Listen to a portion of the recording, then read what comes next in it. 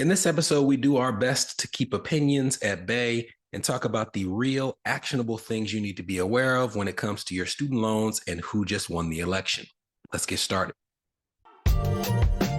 Are your student loan payments or loan balances a major obstacle in your financial life?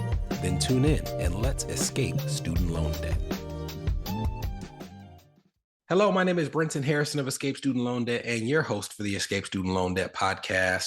We are a week and a half removed from our most recent presidential election. And as I shared, I don't really want to get into any of it really, besides just what we need to be aware of when it comes to likely changes, when it comes to your federal student loans, things you need to be aware of, and if there's anything that you need to do in the here and now in advance of this incoming administration.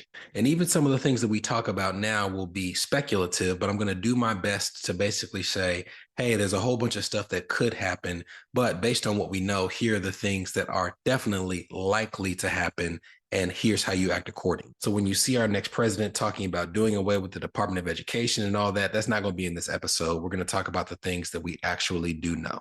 And to me, I think one of the best ways that you can kind of anticipate some of the things that are to come when it comes to federal student loans is by looking at some of the policies enacted by the Biden administration Department of Education, where President Trump was most vocal or his legislative buddies were most vocal as opponents. So we can kind of read the tea leaves based on the things that they kicked up the most dust about to have an idea of what's to come. And the first thing to me that is obvious is the SAVE plan, the Saving on a Valuable Education plan. And I think it's fairly certain to say that that plan is dead. It's already going through the courts, and there was a high possibility that it would have been knocked down anyways as a result of these challenges led by Republican attorneys general. But really, the only thing that keeps it alive is the Department of Education that wants to see it exist. So in the absence of that Department of Education mandate, they could just close down the program. And that is something that I fully anticipate to happen. Even if it goes through the courts, you will likely see the Trump administration just say that this plan no longer exists. But in our most recent episode, we talked about the impact that it could have when it pertains to other income-driven repayment plans. So going back to that episode, which we'll link to in the show notes, we talked about there being two really separating factors when it comes to income-driven repayment plans. Now, one of the issues with the SAVE plan is the amount of money that would be forgiven in terms of student debt was a very high number. So there was the argument that this amount of money being spent or forgiven without going through the congressional purse approval process is not allowed. Now, I think that that's one of the bigger reasons why the SAVE plan will go away. But another that makes it easier to be removed from the lineup is the fact that that plan was created by the Department of Education.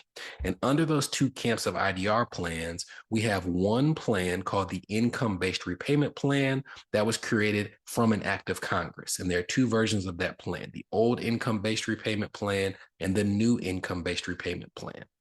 On the other side of the fence, there are these plans that were created by the Department of Education. There's the Income Contingent Repayment Plan, there's the Pay As You Earn Plan, and then there's the SAVE plan as well as the Repay plan. But my bigger fear, which again, now we're going into the things like the SAVE plan, that's almost positively going to happen. Now we're getting a little bit more into speculation. My fear is that the administration will go a step further and eliminate all plans that were created by the Department of Education, leaving only the IBR plans as the options that you have available to you under the income-driven repayment plan umbrella. So over the next year or so, we should have some clarification. But as of right now, I would say that the state of the income-driven repayment plan umbrella is definitely in flux. But the one plan that I would highly anticipate being removed from under that umbrella is the SAVE plan itself.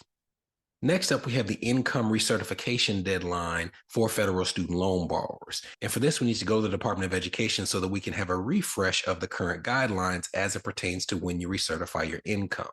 As a brief recap, as I'm pulling this up, you are aware that if you have an income-driven repayment plan, you're required to update your income with your student loan servicer once every year.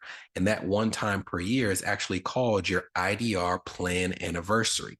It's something that you can access by either contacting your loan servicer, or you can download your National Student Loan Data Service file, as we've shown you how to do on previous episodes. So in that data file, you'll be able to find for each of your student loans, they should hopefully hopefully have the same IDR plan anniversary.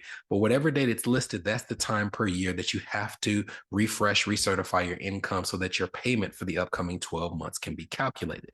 Now, as a result of all the payment pauses that we've seen since March of 2020, there has been this continuing kicking of the can down the road when it comes to the next time that you're required to update your income.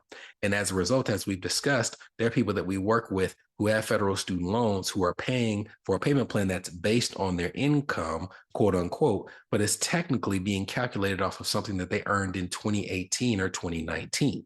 Well, the most recent guidance that we have from the Department of Education is that that was due to come to an end in November of 2024. So this month, November 1st, was actually the earliest point in time that a person would have to update their income. Now, that does not mean that everybody had to update their income on November 1st. It means that your IDR policy plan anniversary, if it came after November 1st, then you would have to update it on that plan anniversary. But if your policy anniversary came prior to November 1st, then you wouldn't have to update it until the next calendar year. So for example, if your IDR plan anniversary was July 1st, well, this year you got to skip that plan anniversary and continue paying based on older income. You won't have to adjust your payment until the next July 1st in 2025. But if, as an example, your IDR plan anniversary was December 3rd, then you will have to, on December 3rd, update your IDR payment on that actual date because it falls in this calendar year and after November 1st. Now, this continuous kicking of the can and extension when it comes to when you recertify your income is another area where the incoming administration has said that they disapprove of this. They think that this is something that was only done as a political trick to curry favor with voters. Again, we're not going to get into the opinion portion of this podcast. We're just going to say that it would stand to reason that if the administration has been so upset about the number of extensions, that they may say that that recertification deadline is going to be pushed up and that instead of being able to wait until next like October 15th, 2025, because it happened to come after November 1st, that you might be required to recertify that income with your student loan servicer in a faster rate. The next area that we'll talk about are the Biden student loan forgiveness programs. We've gone into detail about these in the past. There was one, the initial plan that I thought had a good chance of passing, but because of the things we talked about when it comes to legal standing, and again, those legal challenges, that program was struck down. There has since been another stab at it that I've told you was unlikely to be passed or pass legal muster, and those are officially dead. So if you see any forgiveness programs, mass forgiveness programs that are not the ones we've already discussed, like income-driven repayment plans, public service loan forgiveness, then it's not going to pass because this is something that the incoming administration has seen as too generous. Now, we'll talk about public service loan forgiveness a little bit after the break, but another area that we've discussed that is a current Department of Education program that has been enacted are public service loan forgiveness buybacks. So to recap you, there are plenty of people right now who are on administrative forbearance for SAVE plans that are not getting credit towards things like income-driven repayment plan forgiveness and public service loan forgiveness. But if you are a person who is in a position where you have enough employment credits to qualify for 10 years worth of service at an eligible entity while having federal student loans, the Public Service Loan Forgiveness Buyback Program allows you to basically use your income from the years in which you've worked for those eligible entities, pay the back payments that you would have needed to pay at that time to get your credit, and receive public service loan forgiveness. So that's something where if you have any ability to prove that you have enough credits already to go back and say, hey, I have 10, 11, 12 years worth of employment history. I just didn't happen to pay for these 1 or 2 years. Can you go back, tell me what I've needed to pay so I can make that payment? I would go ahead and do that like tomorrow. There is no time to wait because that's something where have they said this is going to go away? Not necessarily, but it is an area where it's saying, hey, this is something that was enacted by a Department of Education under an administration that our incoming president has had issues with in the past. That's one where I could also see it standing to reason that they would do away with the public service loan forgiveness buyback program. Do I think that it is likely that you could have that application submitted and then have the forgiveness approved and processed within that period of time before early January? Probably not, but I can also tell you that when it comes to things like the income-driven repayment plan one-time adjustment, that there were plenty of things that I didn't think would be approved, where I told people to kind of throw stuff against the wall to see if it sticks, and it stuck. So this is one, again, where if you have that proof of employment, I would, as soon as possible, apply for public service loan forgiveness buybacks. We'll put a link in the podcast so you can see how to do so. And maybe it doesn't work, but if it does, you might just get in terms of getting that forgiveness processed before the program is potentially done away with. Now, after the break, we'll talk about some things that are harder to do away with, even if the next administration wanted to. And to be clear, not all of these things are things that they have expressed an appetite to do away with, but hopefully it provides you some comfort, and we'll get to it after this brief break. This is the Escape Student Loan Debt Podcast, a show for established professionals whose student loan payments or loan balances are impacting their marriage, their business, their credit, or their dream of achieving home ownership. We'll be right back. Are you interested in learning the tools and techniques we use to get student loans forgiven, reduced, reorganized, or expedited? Well, great news. We're currently updating our flagship course, Escape Student Loan Debt, to reflect the current changes in the student loan landscape. To stay up to date on the launch of the course and opportunities to sit in on our live recording sessions, head to escapestudentloandebt.com and join our email list now. You're listening to the Escape Student Loan Debt Podcast. Subscribe now at escapestudentloandebt.com. Welcome back. All right, let's bring some sunshine into the room and talk about some things that will be a little harder to do away with. One of those is the Public Service Loan Forgiveness Program. We've already had people asking, is the Public Service Loan Forgiveness Program going to be canceled? To be clear, in the past, Republicans have tried to cancel the Public Service Loan Forgiveness Program. It is very difficult to do so. There's a concept in the Senate called a filibuster. And essentially, unless you have 60 votes to force a vote on a topic, somebody can get up and just start talking about whatever they want to until literally time runs out on the session. So for things like public service loan forgiveness, if there were an appetite to do away with it and it came up to a vote, you could have a Republican senator from a swing district, a Democratic senator, just get up and start reading the newspaper until the legislative session runs out. And I think that that is actually a far more likely scenario than the Public Service Loan Forgiveness Program being done away with. So I don't think there's anything to worry about when it comes to that program, because in order to have it pushed to an actual vote, you would have to have both swing state Republicans and a decent number of Democrats join on the side of that vote in order to do so. So the PSLF as it stands, I think, is extremely safe.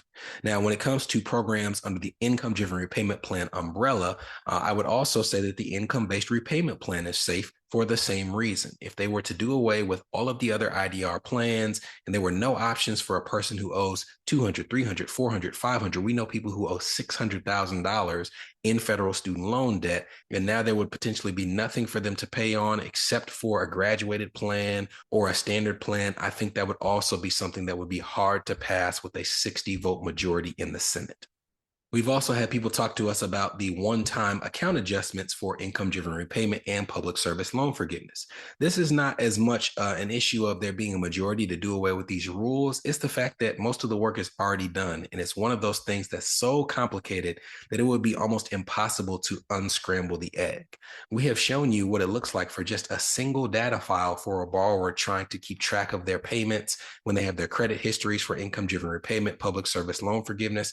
I can tell you that it is extremely difficult, especially when someone has potentially consolidated their loans once, twice, 3 times, to figure out when and when you should not apply credits based on those programs. So when you're looking at this final number, that's part of why it's taken so long for the Department of Education to give you your final updated number when it comes to the credit you have towards income-driven repayment plan forgiveness. And it would be even harder and more of a burden to go back in time and remove credits that have already been applied to someone's account. And if you're an administration that said that you want to do away with the entire Department of Education, definitely not something that you would want to put budget dollars towards for your own department to take on that task themselves. And when it comes to scenarios like them doing away with the pay plan, the revised pay-as-you-earn plan, I don't want to, again, get too deep into the speculation, but I will say there are some things, even changes as a result of Department of Education guidelines, where if they were done away with, could provide some planning opportunities for things like how you file your taxes when it comes to having a spouse who may not have federal student loans and some other areas. And the new version of the income-based repayment plan is, like I said, very, very similar to the pay-as-you-earn plan. And the old version of the IBR is something where now that we have newer plans, obviously in comparison, it may not look as generous, but there are some opportunities in terms of how you would plan, even if you are an older borrower under these versions of IDR. So I don't want you to think that the sky is falling as pertains to your federal student loans. There are options out there, and we'll be here to help you discuss them and give you all the information you need to know to have your student loans forgiven, reduced, reorganized, and expedited. So I hope that you'll be back here in 2 weeks for another episode.